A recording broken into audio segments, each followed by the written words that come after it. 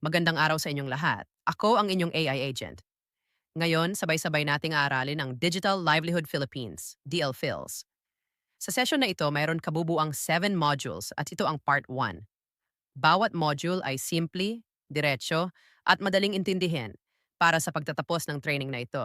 Malinaw na sa inyo kung paano gumagana ang DLPhils at kung bakit ito mahalaga para sa mga Pilipino. Narito ang mga paksang ating tatalakayin.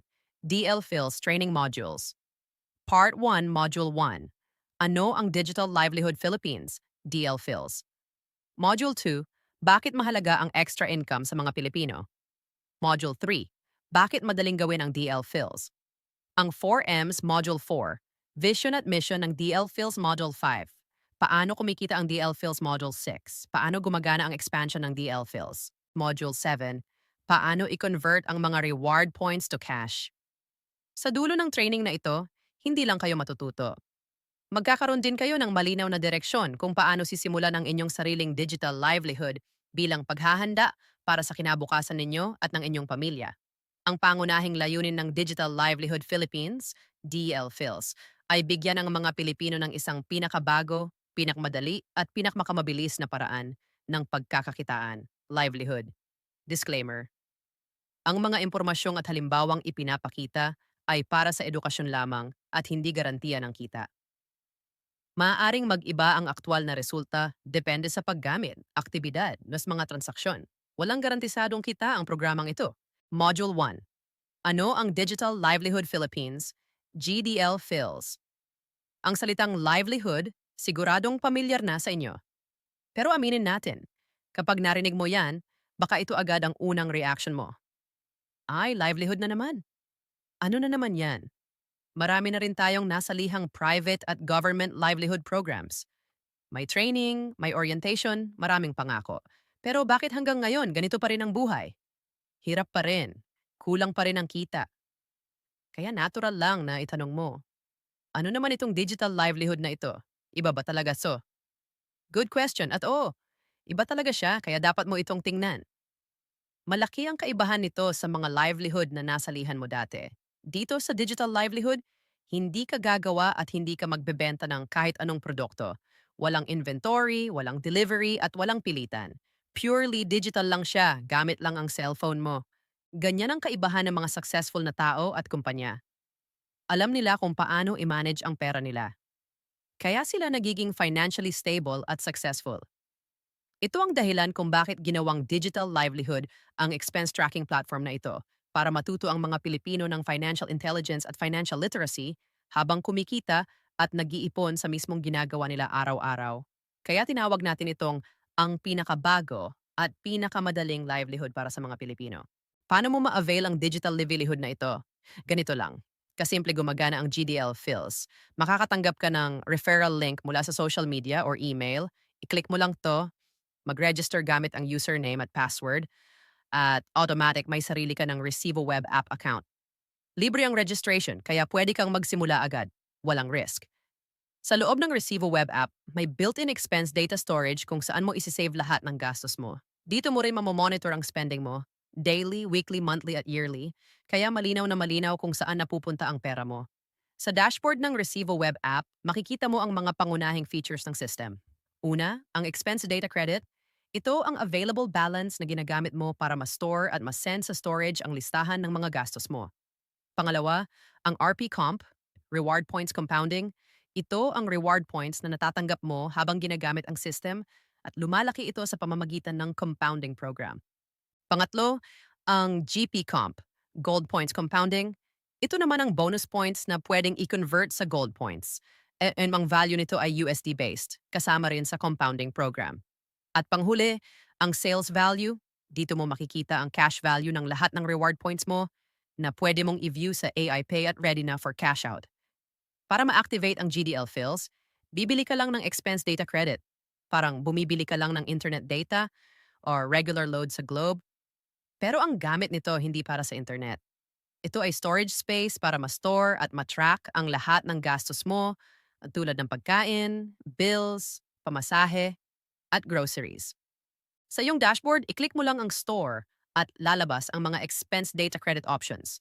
10 peso, 50 peso, at 100 peso. Piliin mo lang ang gusto mong bilhin at bayaran gamit ang QR code e-wallet tulad ng GCash, Maya at iba pa. Pagkatapos ng bayad, hintay ka lang sandali at automatic papasok ang expense data credit sa dashboard mo. Ready na para i-store at i-track ang mga gastos mo. Sa madaling salita, habang gumagastos ka, lalo na sa pagbili ng expense data credit, nakakatanggap ka ng reward points. Para itong cashback or rebate, at dito na nagsisimula kumita ang digital livelihood mo. Ibig sabihin, sabay kang kumikita at nag-iipon habang inaayos mo lang ang gastos mo. Sa mismong pagbili pa lang ng expense data credit, start na agad ang income ng GDL Phils.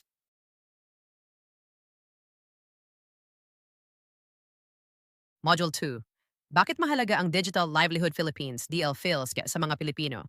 Ang Global Digital Livelihood Philippines, DL Phils, ay ginawa para tulungan ang mga Pilipino na magkaroon ng dagdag na kita, extra income, lalo na upang matugunan ang kakulangan ng sahod kumpara sa tunay na gastusin sa araw-araw.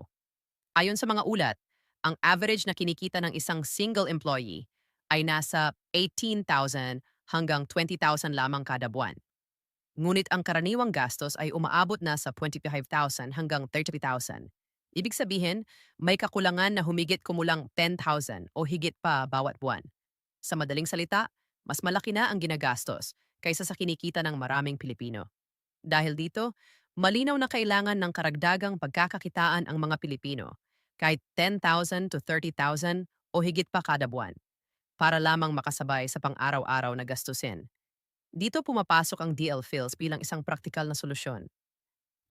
Isa pang malaking problema ay ang kawalan ng regular na trabaho ng maraming Pilipino. Kaya inilunsad ang Digital Livelihood Philippines upang bigyan ng pagkakataon ang mga walang trabaho o may hindi regular na kita na magkaroon ng dagdag na pagkakakitaan gamit ang isang simple at madaling digital system. Module 3. Bakit madaling gawin? Ang DL Phils. Ang Digital Livelihood Philippines, DL Phils, ay sadyang dinisenyo para maging simple, practical at madaling sundan. Kaya mayroon itong tinatawag na 4Ms. Una, mabilis magsimula dahil cellphone lang ang kailangan mo, kahit nasaan ka, pwede kang magsimula agad. Ikalawa, maliit ang puhunan dahil pwede kang magsimula sa 100 peso lang kaya abot kaya ng karamihan. Ikatlo, mabilis ang expansion dahil digital ang sistema at walang limitasyon sa lugar. Pwede itong lumaki locally at globally. At ikaapat, madaling simulan dahil orientation at registration lang ang kailangan at pwede ka nang magsimula kaagad. Bilang bonus, may pagkakataon kang kumita sa Philippine Peso at pati sa USD, kaya mas lumalawak ang potential ng iyong digital livelihood. Sa madaling salita, susundan mo lang ang 4Ms at siguradong ma-maximize mo ang DL Phils platform. Module 4. Vision Mission. Vision, isang Pilipinas kung saan ang bawat gastos ay nagiging ipon at kita at bawat pamilya ay may access sa simple, digital at sustainable na kabuhayan. Mission. Bigyan ng mga Pilipino ng isang hassle-free digital livelihood na ginagawang savings at income ang pang-araw-araw na gastos sa pamamagitan ng matalinong expense tracking at automation. Module 5. Paano kikita ang iyong Digital Philippines? Ang DL Phils, Digital Livelihood Philippines, ay kumikita sa pamamagitan ng reward points na pwedeng i-convert sa cash savings. Sa tuwing bumibili ka ng expense data credit load, kahit gastos siya, may balik ka pa rin dahil may kaakibat itong reward points compounding, RP Comp. Halimbawa, bumili ka ng 100 peso expense data credit load. May capacity ito na hanggang 20,000 na halaga ng mga gastos na pwede mong i-store at automatic makakatanggap ka ng 20 RP Comp. Para bumili, punta ka lang sa Recibo Points dashboard, i-click ang store, piliin ang expense data credit at mag-proceed sa checkout. Doon, makikita mo ang QR code. Simple lang ang payment process. Buksan mo ang GCash, Maya, o iba pang e-wallet. Itap ang scan, itapat sa QR code, ilagay ang amount, halimbawa 100, at i-click ang transfer. Pagkatapos ng bayad, hintay ka lang sandali at automatic maglo-load ang binili mong expense data credit sa dashboard mo. Sa transaction na ito, agad-agad, kikita ka ng 20 reward points at makikita mo dito sa RPCOM. Paano ipadala sa data storage ang listahan ng mga gastos? Madali lang. Kapag gusto mo nang mag-record ng gastos, I-click mo lang ang e-file sa iyong dashboard at lalabas itong spend e-filing. Makikita mo ang available balance ng expense data credit load mo. Sa tuwing may gastos, ka-enter mo ang amount dito. Halimbawa, 100 peso, iaawas ito sa balance mo. Mo ilalagay ang lahat ng ginastos mo. Kikita ka ng 10 reward points. Pagkain, bills, pamasahe, groceries, at iba pa. Pag na-save mo na ang entries, automatic itong ipinapadala sa data storage at nabawas sa expense data credit load mo ang nagamit na space. Kung marami ka pang gustong i-record at kailangan mo ng mas malaking storage, bibili ka lang ulit ng expense data credit. Ganun lang kasimple. Makikita mo ang report ng iyong mga gastos, click mo ang report, at makikita mo itong graphic report. Habang araw-araw mong ginagamit ang system, tuloy-tuloy din ang pasok ng reward points. Ang GDL Fills ay isang simple pero matalinong digital livelihood. Maliit ang puhunan, normal lang ang gamit araw-araw, may savings at kita, at walang komplikadong proseso. Module 4. Paano ang expansion ng iyong DL Fills? Alam naman natin, kahit anong negosyo, limitado ang kita kapag hindi nag-e-expand. Ganito rin ang design ng Global Livelihood Philippines, DL Fills. Para lumaki ang income at dumami ang reward points, kailangan talagang mag-expand ang iyong digital livelihood. Ang maganda, simple lang ang expansion ng DL Fills. May dalawang pangunahing paraan kung paano ito lumalago. 1. Personal Build-Up Outlet, Group 1. Kapag nakita mo na kumikita ka na sa DL Fills, natural mo itong i-share sa pamilya, kaibigan at kapitbahay. Sharing lang, walang bentahan at walang pilitan. Ipapakita mo lang na kumita ka sa pag-track ng gastos at libre ang registration. Sino ba ang tatanggi kung madali at walang risk? May mga virtual meetings at orientations na pwede mong imbitahan ang mga kakilala mo. Hindi mo na kailangang magpaliwanag dahil may system at training na nakaprepare. Kapag nag-sign up sila, gamit ang referral link mo, automatic nagiging personal outlets o branches mo sila. Ito yung Group 1 mo. 2. Network Build-Up Outlets. Groups 2 of 5. Habang ang mga nasa Group 1 ay nag-e-expand din, kusang lumalaki ang network mo. Ang mga outlets na binuo nila ay nagiging network outlets mo. Ito na ang Groups 2 hanggang 5. Dito, pumapasok ang points compounding at group overrides. Sa personal build-up at network build-up, may 10% bonus override ka mula sa reward points na naiipon ng bawat group outlet. Ibig sabihin, habang mas maraming gumagamit ng system na connected sa'yo, mas lumalaki rin ang reward points at kita mo. At dahil global ang GDL Fills, pwedeng umabot sa buong mundo ang network outlets mo. Sa madaling salita, ang expansion ng DL Fills ay natural at hindi pilit. Ikaw ba, excited na makita ang potential income ng digital livelihood mo? Siyempre naman, alam ko, excited ka na. Kaya ngayon, gagawa tayo ng isang illustration para mas malinaw mong makita kung paano pwedeng lumago ang kita mo. Ito ang sarili mong DL Fills account. Sa bawat 100 na pagbili mo ng expense data credit load, nakakakuha ka ng 20 reward points. Ito ang direct income ng sarili mong digital livelihood. Habang ang mga nasa Group 1 hanggang Group 5 ay patuloy na gumagamit ng DL Fill system, tuloy-tuloy ka ring nakakakuha ng override points. Ibig sabihin, habang lumalawak ang network, dumadami rin ang reward points at kita mo. Ito ang tinatawag na group overrides. Kahit hindi mo na sila personal nakakilala, may share ka pa rin sa activity ng buong group. Group 1, Personal Group Build-Up. Ito ang direct outlets mo. Halimbawa, may 5 DL Fills accounts outlets kang personal na na-register. Kung bawat isa ay nakaipon ng tig 100 points, ang total points ng Group 1 ay 500 points. Dahil may 10% override, kikita ka ng 50 bonus points. Group 2, simula ng network build-up. Sabihin nating ang Group 1 mo ay nakapag-build ng 25 DL Fills outlets. Kahit hindi mo sila personal na kilala, may kita ka pa rin mula sa points nila. Kung ang total group points ay 20,000 points, may 10% override ka. Kaya kikita ka ng 2,000 bonus points.